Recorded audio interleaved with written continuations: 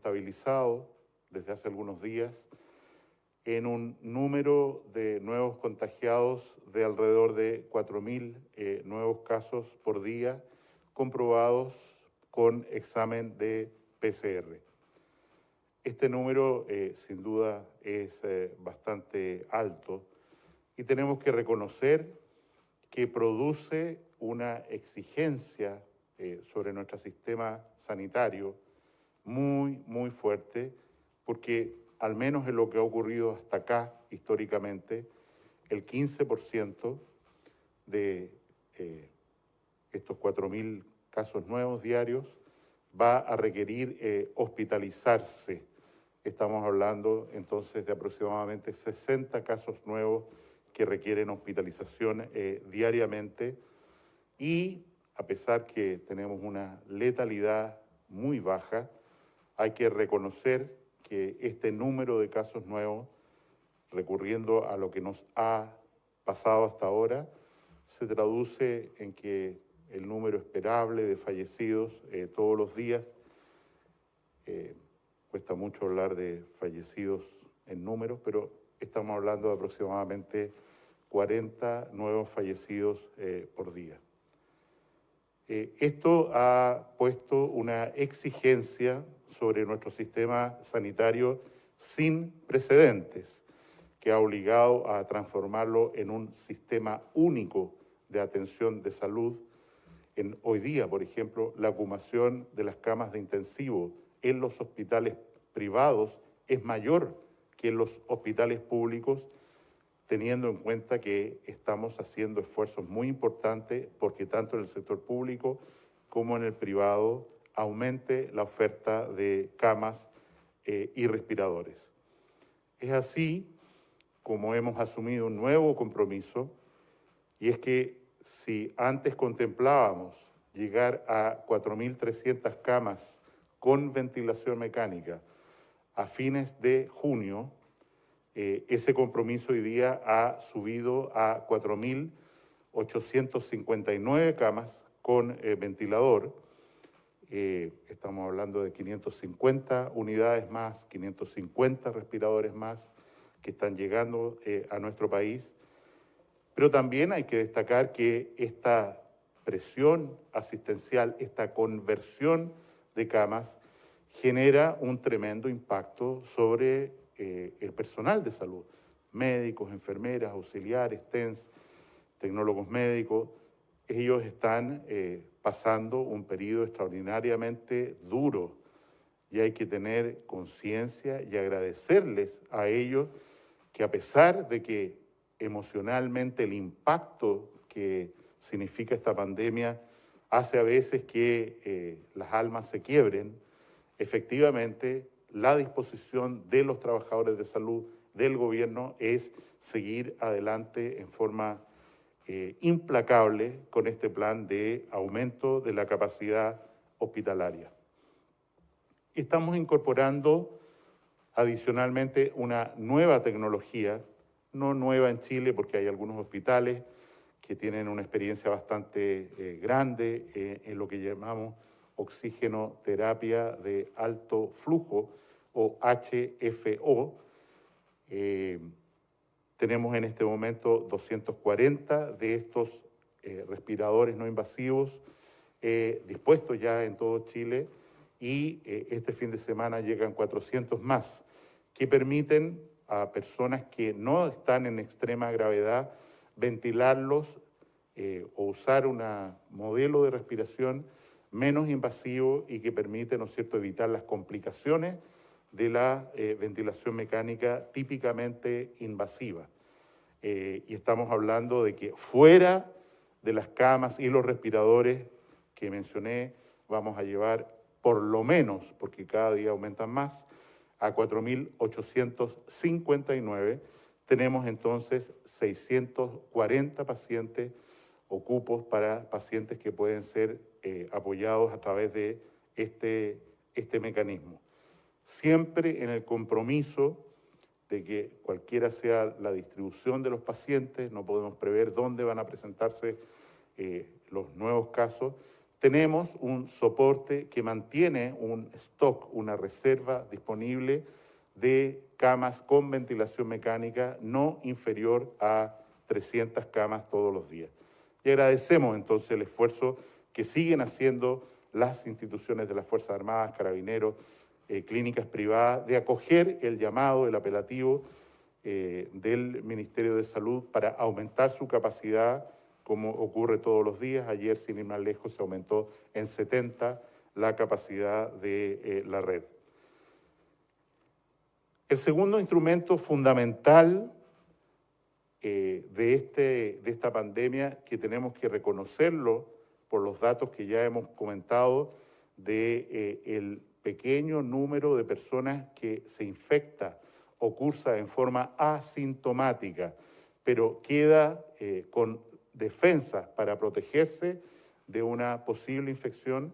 Lo que hoy día podemos decir con alguna mayor claridad es que esa inmunidad de grupo, colectiva, de rebaño, es escasa. Este virus produce una escasa, en nuestro conocimiento de hoy, una escasa inmunidad colectiva, y eso significa que tenemos que prepararnos, que lugares donde ha pasado una ola pueden aparecer otras, como ya está ocurriendo en el mundo.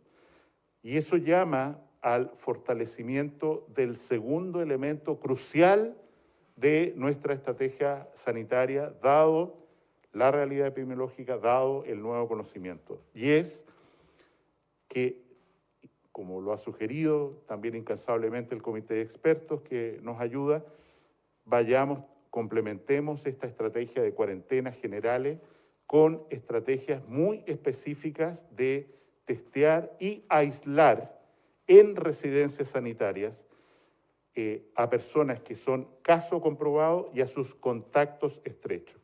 Y, de hecho, estamos aumentando todos los días la capacidad en las distintas regiones, pero sobre todo donde más nos estamos focalizados hoy día, que es la región de Valparaíso, la región metropolitana y la región de O'Higgins, esta estrategia de ir a buscar mediante testeo a los pacientes, a sus contactos y permitirles un aislamiento, una cuarentena efectiva que limite la expansión del virus en lugares que ya han salido de cuarentena o en lugares donde tenemos un cierto aumento de casos, llámese región de Valparaíso, región de O'Higgins, y tenemos que usar enérgicamente esta estrategia de contención para no producir un daño masivo como significa una cuarentena de toda una región, decisión que de todas maneras tiene que esperar hasta los datos de hoy día en la tarde para tomarse mañana. Se ha hecho preguntas respecto a los testeos de PCR. Quiero señalar que mantenemos un stock de 300.000 exámenes y todas las semanas nos llegan reactivos para hacer 70.000 adicionales, y en ese sentido no tenemos preocupación en la línea de que la estrategia de testeo se puede mantener por muchos meses, y estamos generando, como señalé el otro día, un incremento de la capacidad nacional chilena de producir los reactivos para testeo, como ya se hace en el Instituto de Salud Pública, como ya se hace en el laboratorio de la Universidad Católica. Quiero enfatizar el primer punto que señalaba. Cuando hablamos de aumento de la capacidad de los hospitales, hablamos, por supuesto, de una cama, de su equipamiento, de la fuente de oxígeno, de aire comprimido, de electricidad, pero estamos hablando sobre todo de personas que están teniendo un momento muy duro al enfrentarse a una intensidad de trabajo completamente nueva.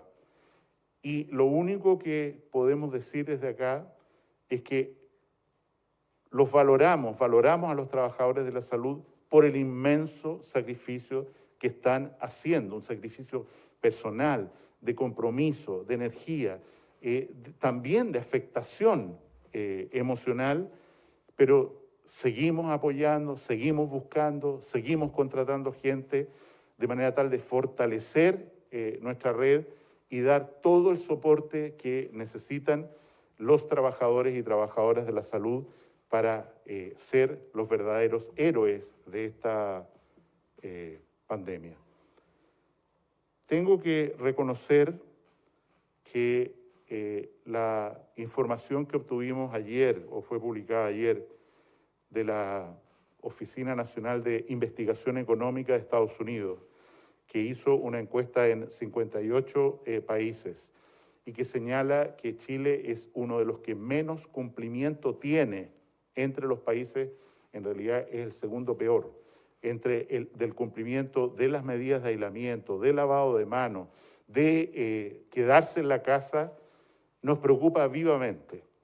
¿Por qué? Porque lo grafico hoy día. Eso repercute inmediatamente esta falta de responsabilidad de todos con todos, de que sin uno no hay todos, significa que la presión sobre nuestro sistema asistencial, sobre nuestros trabajadores, va a seguir siendo muy intensa. Entonces, cuando vemos fiestas, cuando vemos gente que no respeta cuarentena, cuando vemos gente que no respeta el distanciamiento social, porque se entiende y uno llega, por supuesto, a comprender una persona que vive de lo que puede ganar, pero no se comprende que se vaya a una fiesta, que se vaya, ¿no es cierto?, a una celebración, que haya una reunión social, que se junten muchas personas en una casa, si sabemos, no que eso está prohibido, que eso es malo, nos produce un daño a todos. Y es sin esa responsabilidad de cada uno de nosotros que tenemos que entender que esta pelea va a ser mucho más larga, mucho más difícil y va a afectar no solo, como está ocurriendo a los trabajadores de la salud, sino que va a afectar a nuestros vecinos, a nuestros seres queridos. Por favor, un llamado a la corresponsabilidad. Que el vecino, la vecina haga algo que no es correcto, tiene repercusión en mí y tengo que llamar la atención también en esta corresponsabilidad de, como una comunidad que somos, de hacer llamar la atención de que eso produce daño, debe ser evitado, debe ser prevenido, porque de lo contrario seguiremos teniendo cifras tan elevadas como las que tenemos hoy en la región metropolitana.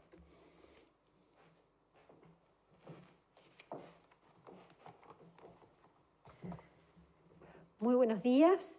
Vamos a comenzar con el informe de todos los días, el reporte mundial y el reporte nacional de la pandemia COVID-19 que azota al mundo.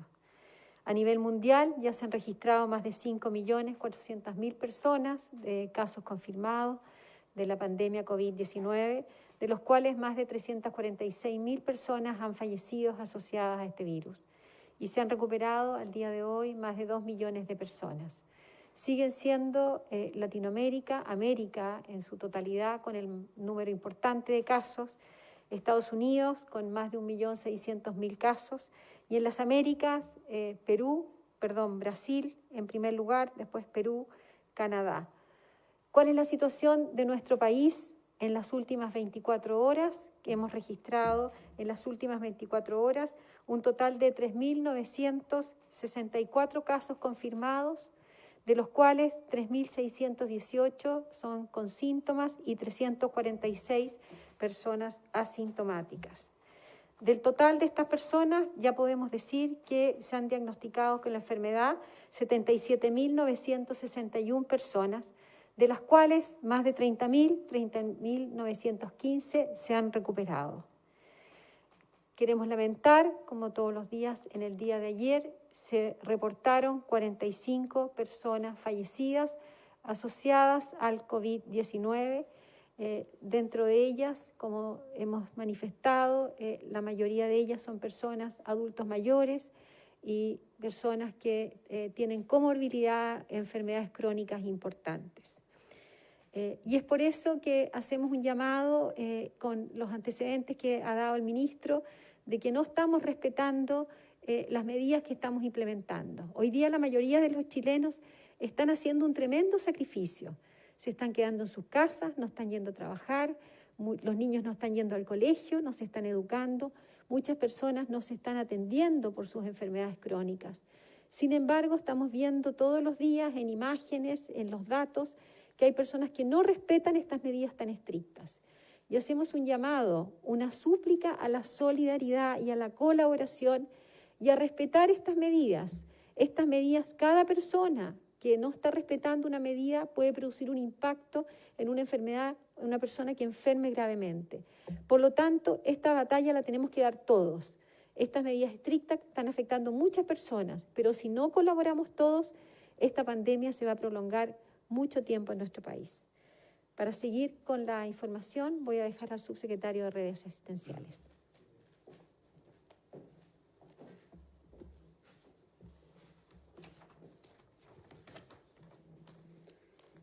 Muy buenos días. Para continuar con la cuenta del día de hoy, se encuentran 1.202 personas hospitalizadas en unidades de cuidados intensivos, de las cuales 1.029 están con apoyo de ventilación mecánica y 229 se encuentran en estado crítico. Tal como lo anunció el ministro, todos los días nosotros tenemos ingresos y al mismo tiempo vamos adicionando nuevas camas que hemos logrado implementar tanto en instituciones privadas, públicas, como también de las Fuerzas Armadas. Y eso hace que al día de ayer tengamos 329 camas con ventilación mecánica disponibles. La ocupación a nivel nacional se encuentra en un 86% y en la región metropolitana en un 95%. En cuanto a la cantidad de exámenes realizados las últimas 24 horas, son 13.084 exámenes, superando ya los 500.000 exámenes realizados desde el comienzo, con 501.125 test PCR a nivel país.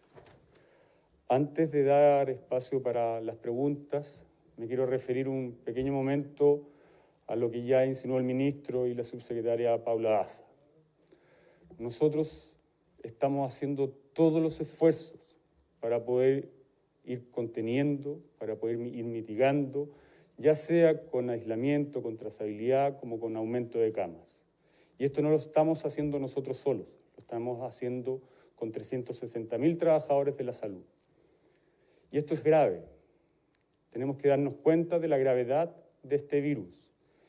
Es tan grave que hay muchos funcionarios, muchos trabajadores que ya se encuentran contagiados.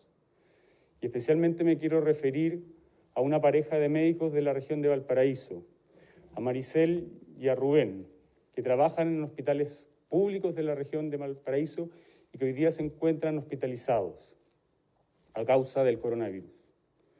Ellos son el rostro vivo de los 360.000 trabajadores de la salud, que están arriesgando su salud, que están arriesgando su vida por la ciudadanía. Y la ciudadanía tiene que entender eso, tiene que entender la gravedad de la situación y por la cual hay 360.000 personas que día a día llegan a su lugar de trabajo para poder cuidarnos. Maricel y Rubén son una pareja típica en el país, una familia típica, de esfuerzo, de sacrificio, de que ignoraron todas las recomendaciones y estuvieron ahí para atender a cada uno de lo que necesitó en estos dos hospitales públicos.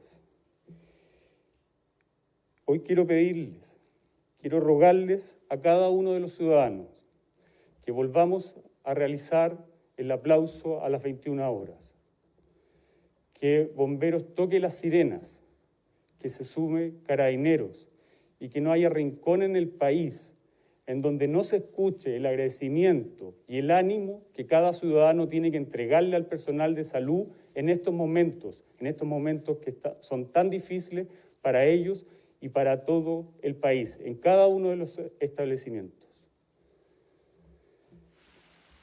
Les pido que más que nunca nos unamos, con amor y con solidaridad.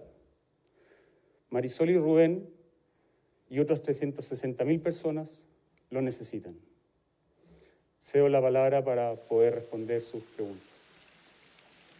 Buenos días para el ministro Mañalich. La semana pasada conversábamos y le preguntábamos sobre este debate de la última cama y de alguna manera respondían que esperaban que ese momento no llegara, que se estaban tomando las medidas para que eso no ocurriera. Pero ayer la jefa de la UCI del Hospital del Carmen señala que ese momento ya llegó, que ella está eligiendo a la persona precisa para utilizar esa cama. Le quiero preguntar al ministro derechamente si se reconoce que ya llegamos a ese momento, el debate de la última cama ya llegó a nuestro país, y cómo se están actualizando o entregando los protocolos a esta situación que podría repetirse en otros hospitales, si es que eso ya se están tomando medidas más concretas. Cedo la palabra al ministro. Como decía al principio, para todos los trabajadores de salud este es un momento extraordinariamente difícil y es natural que tengamos quiebres emocionales y tengamos que reponernos y salir adelante. Y respecto a su pregunta concreta, nosotros no hemos llegado al debate de la última cama. Efectivamente puede ocurrir en un hospital determinado que haya una demanda de 2 pacientes, como usted señala en el ejemplo, que requieren una ventilación mecánica y que haya un respirador en la unidad de tratamiento intensivo de ese hospital. Y efectivamente, en conjunto con el médico de urgencia la unidad de tratamiento intensivo, se dice, vamos a usar este respirador para esta persona. La otra persona, ¿qué ocurre con ella? Se intuba en el servicio de urgencia, se conecta a una ventilación manual y se traslada a un lugar donde haya cama y respirador, del cual ya mencionó el señor subsecretario, tenemos una reserva más de 300 en el país. Y en ese contexto, evidentemente, este desafío ético de a quién le asigna un respirador o no, significa que otro paciente tiene que partir a otro lado, pero no significa que el paciente no tenga acceso a un respaldo de ventilación mecánica o esta nueva técnica que he mencionado. Yo llamaría a la tranquilidad y desde luego, desde los servicios de urgencia, a coordinar las respuestas para derivar antes de ese momento los pacientes a otros sitios sin someter a esta pregunta a la unidad de tratamiento intensivo. Pero yo quiero reconocer con honestidad que compartimos el sufrimiento y la angustia de nuestros profesionales, pero hasta aquí hemos sido capaces, y he mencionado cómo hemos aumentado y vamos a aumentar aún más la capacidad de camas con respirador y tenemos que también expresar nuestro agradecimiento a los otros profesionales no típicamente intensivistas que se han incorporado a este trabajo, pediatras, anestesiólogos, cardiólogos, todos reconvertidos en médicos tratando, después de toda la capacitación que se ha hecho, y trabajando muy adecuadamente en sacar adelante a estos pacientes. Ministro, ¿pero qué está fallando en esta coordinación? ¿Qué ocurre esto? Que el personal de salud se enfrenta en la práctica a esta disyuntiva, ya se está enfrentando a esto todos los días, pese a que ustedes aquí a diario explican que hay 300 respiradores disponibles. ¿Qué está fallando en esa coordinación? Que uno entiende también está a cargo del subsecretario de redes asistenciales. ¿Cuál está siendo el problema ahí? Y respecto a las camas, usted dice que van a aumentar el número de respiradores. ¿De qué manera se va a conseguir eso? Bueno, como hemos señalado, el que se presente simultáneamente 2, 3 pacientes a un servicio de urgencia en una situación de apremio respiratorio es algo, sobre todo, si no hay, insisto, un cuidado sanitario en la comunidad, vamos a tener aumento de los casos y vamos a tener hospitales que en momentos enfrentan la situación como usted ha mencionado. Desde los servicios de urgencia y desde las jefaturas de servicio, como aclaró ayer por lo demás el director del hospital de Maipú, al cual se hace referencia, se coordina y se debe coordinar estos traslados para que las personas sigan recibiendo el tratamiento que necesitan. Y en ese sentido, a su pregunta, creo que no estamos en una falla, en un déficit de recursos, y a lo mejor, como usted sugiere en su pregunta, debemos mejorar aún más la coordinación, como se hizo, por ejemplo, en el Hospital San José, en el que las ambulancias que llevan pacientes que no corresponden a pacientes graves o a pacientes respiratorios son derivadas a otros sitios precisamente para no tener este atochamiento y estas preguntas a las que usted hace mención cuando se refiere al Hospital de Maipú. Muy buenos días, ministro. Si consideramos que desde el 19 de mayo a la fecha tenemos 1/3 de los contagiados total, ¿ustedes consideran que hay alguna parte de la estrategia que no está funcionando o que no funcionó? No cómo se ha asumido la estrategia por parte de la gente, sino de la estrategia misma. ¿Ha habido ahí algún error o por qué no estaría funcionando? Y lo otro, se entiende perfecto el traslado de los pacientes a algún recinto para poder ser atendido. Sin embargo, hay falta de información a la familia, hacia dónde van a ser trasladados, cada cuánto, por ejemplo, se le reporta el estado de esa persona para que las familias tengan la tranquilidad de tener la información adecuada. Respecto a lo primero, creo que en algún sentido hay que decir que colectivamente tenemos una responsabilidad, para decirlo en forma muy nítida y clara, cuál es que las medidas de aislamiento, de falta de limitar la movilidad, de respetar el toque de queda, no están ocurriendo en la medida que deberían. Si uno usa un instrumento de la radicalidad que tiene, al final de cuentas, conculcar derechos de las personas constitucionales y por un bien común encerrarlas en su domicilio, pedirles que hagan determinadas acciones. Y una parte importante de la población, como mencioné en este estudio norteamericano, no lo hace, no está dispuesta a hacerlo, la demanda por servicios hospitalarios va a seguir subiendo. En segundo lugar, en mi opinión personal, yo creo que en la estrategia de testeo y cuarentena, aislamiento de los casos, no hemos tenido la rigurosidad, la estrictez necesaria para que efectivamente en un lugar donde hay un brote, donde hay casos conocidos, esas personas los aislemos con el imperio que nos otorga la ley y los reglamentos para evitar la propagación. Y mucha gente, a pesar de la solicitud de que guarden cuarentena, no lo ha hecho y, como señalé o insinué al principio, vamos a pasar a una etapa mucho más estricta en el sentido de que efectivamente en las 3 regiones que he mencionado estamos estableciendo residencias sanitarias y estas residencias sanitarias van a ser lugares de aislamiento obligatorio para las personas que representen un riesgo para su comunidad. Ministro, y sobre el tema de la información a las familias de aquellos pacientes que son trasladados, ¿cada cuánto se les informa, por ejemplo? ¿Desde un principio se les dice dónde van a estar? No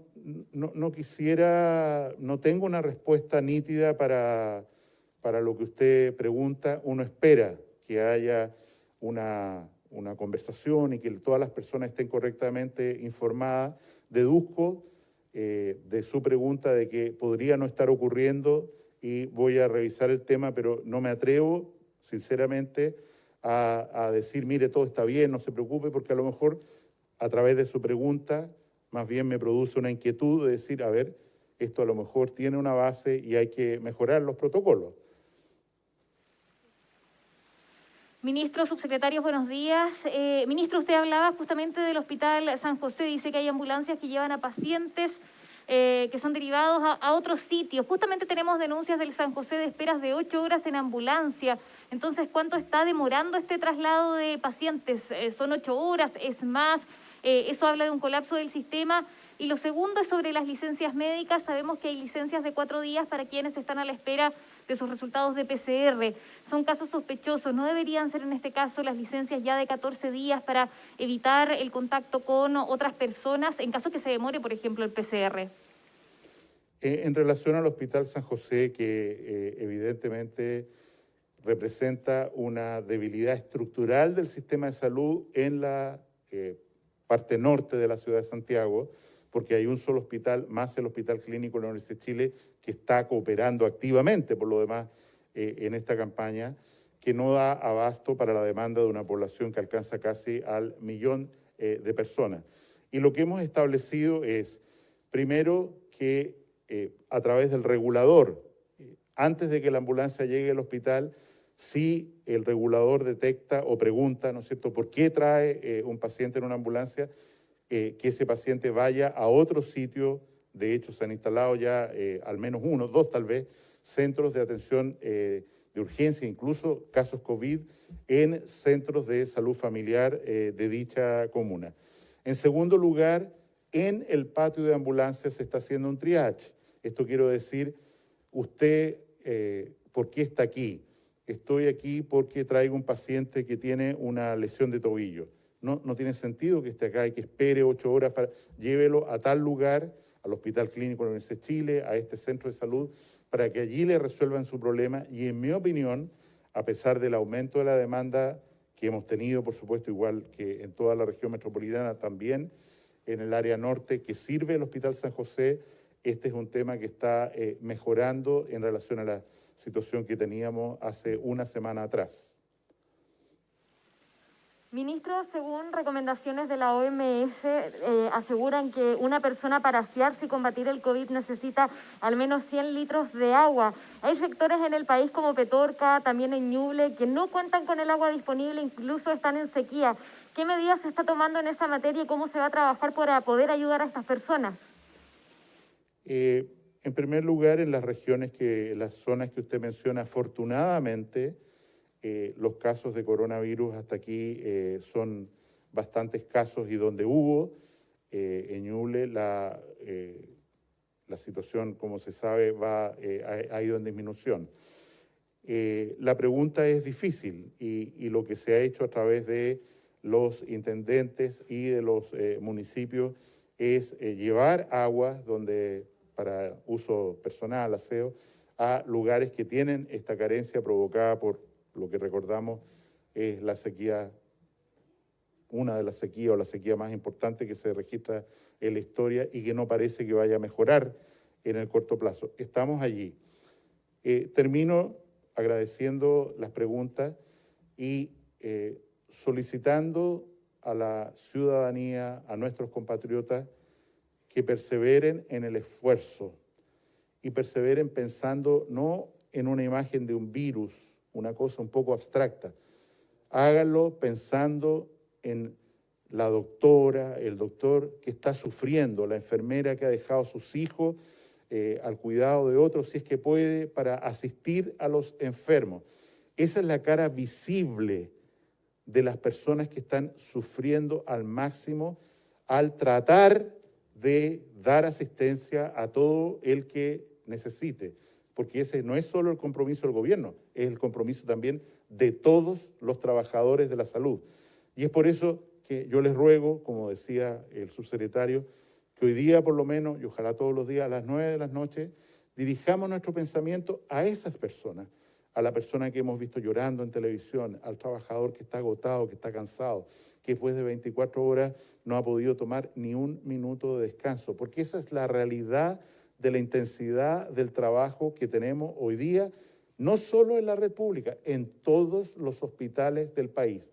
Y como trabajadores de la salud tenemos que resistir, tenemos que apoyar y tenemos que ser el soporte que permita, ¿no es cierto?, que la inmensa mayoría de los chilenos que se infectan, ojalá tuviéramos menos, pero que se infectan por coronavirus, salgan adelante, como lo reflejan hasta ahora nuestras exitosas cifras de letalidad, o sea, de que cada 100 personas que se enferman, afortunadamente, hasta aquí solo 1 fallece. Muchas gracias.